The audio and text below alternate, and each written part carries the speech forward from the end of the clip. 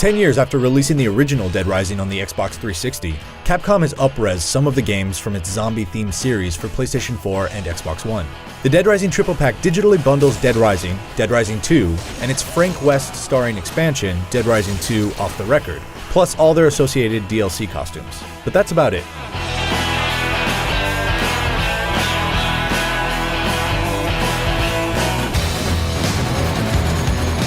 So what's special about this collection? Other than being able to easily play these games with all of their add-ons at 1080p and 60 frames per second, which is definitely the best way to do it, there's not a lot.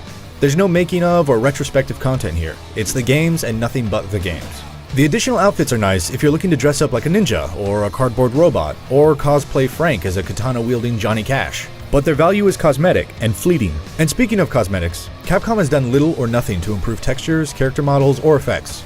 The decade-old Dead Rising hasn't aged especially well, and bumping up the resolution can only do so much to improve it.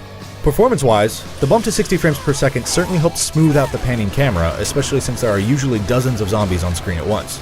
So that's a lot easier on the eyes. The only place the frame rate takes a dive is when using specific weapons, such as the sledgehammer. But that has to be a bug.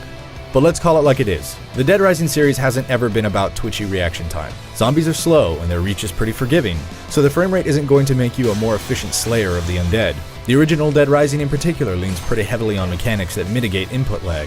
Build-up time for power attacks is still a major part of the experience, so though the boost in frame rate is welcome, it's not really a game changer for this style of action game.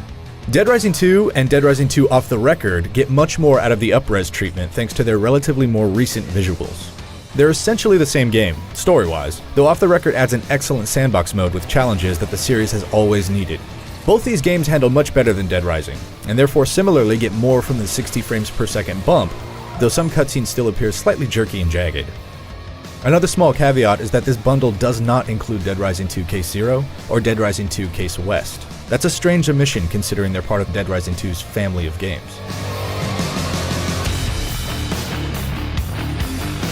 The bottom line is, if you haven't played any three of these games, this is the best looking console version to date. And these enduring zombie smashing games are still well worth a playthrough. Outside of that, there's nothing new in this triple pack to draw old Frank West fans back to experience the chaos again before he returns in Dead Rising 4 this December. For more on all things Dead Rising, you're already in the right place, right here on IGN.